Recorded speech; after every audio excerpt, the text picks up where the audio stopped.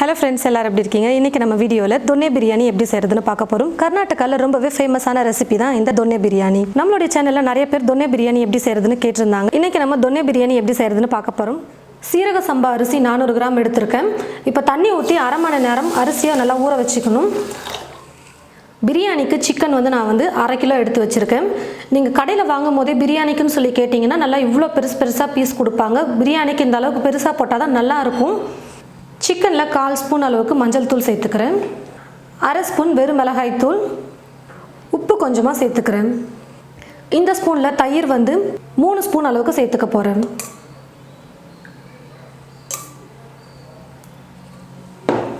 இப்போ இது எல்லாத்தையும் சேர்த்து சிக்கனோட நல்லா மிக்ஸ் பண்ணிக்கணும்.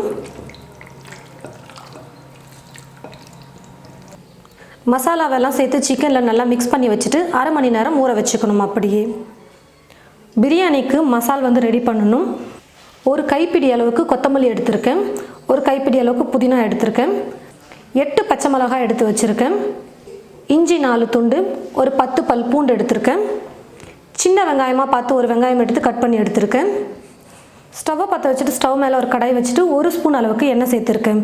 எண்ணெய் நல்லா சூடேறிடுச்சு. இப்போது எடுத்துருக்கிற இஞ்சி, பூண்டு, வெங்காயம், பச்சை மிளகாய் இது எல்லாத்தையும் சேர்த்து ஒரு 2 நிமிஷம் நல்லா வதக்கிக்கிறேன். 2 நிமிஷம் நல்லா வதங்கினதுக்கப்புறம் எடுத்து வச்சிருக்கிற புதினா கொத்தமல்லியை சேர்த்துக்கிறேன்.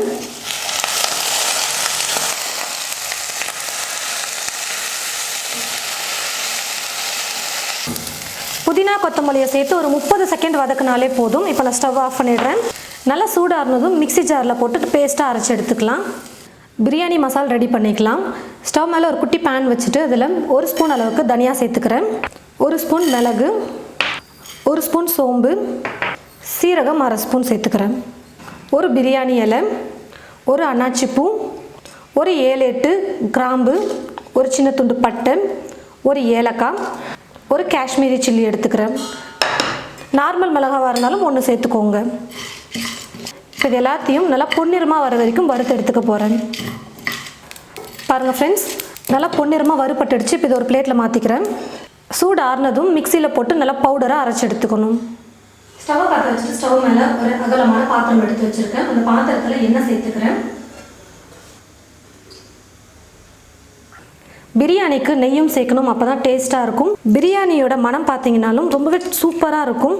அதுக்காக நெய் வந்து ஒரு 2 ஸ்பூன் சேர்த்துக்கிறேன். எண்ணெய் நல்லா சூடேறினதும் ஒரு அன்னாச்சி பூ, 2 ஏலக்காய், 2 துண்டு பட்டை, 5 லவங்கப்பூ சேர்த்துக்கிறேன்.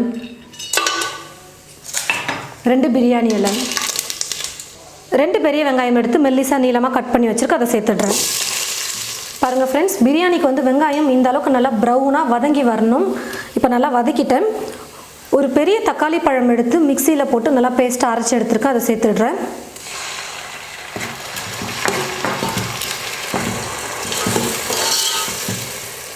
தக்காளியை சேர்த்து நல்லா வதக்குனதுக்கப்புறமா மிக்சியில் அரைச்சி வச்சுருக்கிற அந்த விழுதை வந்து சேர்த்துக்க போகிறேன்.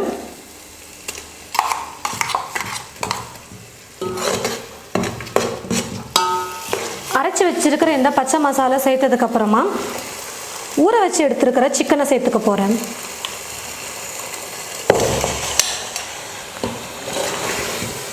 சிக்கனையும் இந்த பச்சை மசாலையும் சேர்த்து குறைஞ்சது ஒரு 5லேருந்து 6 நிமிஷமாவது நம்ம நல்லா வதக்கணும்.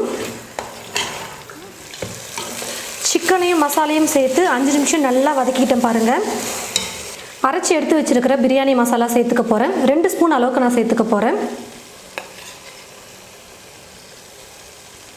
பிரியாணிக்கு தேவையான அளவுக்கு உப்பு இப்போவே சேர்த்துக்கிறேன். இது 2ஐயும் சேர்த்து 2 நிமிஷம் நல்லா மிக்ஸ் பண்ணி விடணும்.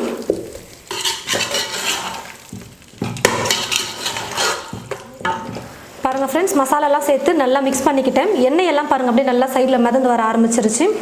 இப்போ தண்ணி சேர்த்துக்க போகிறேன். 400 கிராம் சீரக சம்பா எடுத்திருக்கேன். இந்த டம்ளரில் 2 டம்ளர் அளவுக்கு அரிசி நான் அளந்து எடுத்திருக்கேன். 1 டம்ளர் அரிசிக்கு 1.5 டம்ளர் அளவுக்கு தண்ணி சேர்த்துக்க போகிறேன். 2 டம்ளர் அரிசிக்கு 3 டம்ளர் தண்ணி சேர்த்துக்க போகிறேன். இப்போது கறி எல்லாம் நல்லா வேகிறதுக்காக எக்ஸ்ட்ரா ஒரு 1/4 டம்ளர் அளவுக்கு நான் தண்ணி சேர்த்துக்க போகிறேன். தண்ணி வந்து நல்லா கொதிக்கட்டும். தண்ணி நல்லா கொதிச்சதுக்கு அப்புறமா சீரக சம்பா அரிசியை சேர்த்துக்கிறேன். அரிசியை வந்து அரை மணி நேரம் ஊற வச்சா போதும். ரொம்ப நேரம் ஊற வச்சிட்டிங்கன்னா ரொம்ப குழஞ்சிடும். அரிசியை சேர்த்துட்டு நல்லா மிக்ஸ் பண்ணி விட்டுக்கோங்க. கொஞ்ச நேரத்துக்கு ஸ்டவ்வை வந்து ஃபுல்லாக வச்சுட்டு குக் பண்ணணும். பாருங்கள், சேர்த்துருந்த தண்ணியெல்லாம் கொஞ்சம் கொஞ்சமாக ட்ரை ஆகி சாதம் வந்து வேக ஆரம்பிச்சிருச்சு. இப்போ நான் தட்டு போட்டு மூடிடுறேன். அப்பப்போ பிளேட் எடுத்து வச்சுட்டு நல்லா கலந்து விடுங்க, இல்லைன்னா அடி பிடிச்சிடும்.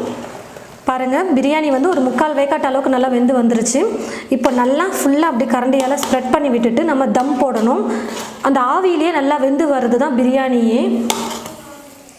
டீ ஃபுல்லாக வச்சுட்டு தோசைக்கல்ல ஸ்டவ் மேலே வச்சுடுங்க. அதுக்கு மேலே நம்ம பிரியாணி பாத்திரத்தை எடுத்து வச்சிடணும். இந்த பாத்திரத்துக்கு ஏற்றது போல் ஒரு தட்டு கரெக்டாக எடுத்துக்கோங்க. இதுக்கு மேலே நல்லா வெயிட்டாக வச்சோம்னா தான் தம் வந்து நல்லா பிடிக்கும். ஒரு பாத்திரத்தில் தண்ணி எடுத்து நான் வச்சுருக்கேன். பிளேட் வந்து இங்கே கொஞ்சம் கேப் இருக்கிற மாதிரி இருந்ததுன்னா சைடில் வந்து மைதா மாவை பிசைஞ்சு ஃபுல்லாக ஒட்டி விட்டுருங்க. தம் வந்து பர்ஃபெக்டாக இருக்கும். இப்போ இந்த பாத்திரத்துக்கு பிளேட் கரெக்டாக இருக்கிறதுனால நான் இப்படியே செய்கிறேன். தோசைக்கல் வச்சதுக்கப்புறமா 5 நிமிஷம் தீ ஃபுல்லாக இருந்தால் போதும். அதுக்கப்புறம் லோ ஃப்ளேமில் வச்சுக்கோங்க. தோசைக்கல் வச்சு 5 நிமிஷம் ஆகிடுச்சு. இப்போ நான் வந்து லோ ஃப்ளேமில் வச்சுக்கிறேன். ஸ்டவ்வை லோ ஃப்ளேமில் வச்சதுக்கப்புறமா 10லேருந்து 12 நிமிஷம் வந்து நல்லா குக் பண்ணிக்கிட்டேன். இப்போ நான் ஸ்டவ் ஆஃப் பண்ணிக்கிறேன். இப்போ நம்ம எடுத்துடலாம். இப்போ ஓப்பன் பண்ணிக்கலாம். பாருங்கள், மேலேயே அரிசியெல்லாம் நல்லா வெந்து வந்துருச்சு. பாருங்கள், பிரியாணி ரொம்பவே சூப்பராக வந்திருக்கும்னு நினைக்கிறேன். கொஞ்சம் லைட்டாக மிக்ஸ் பண்ணி விட்டுடுறேன்.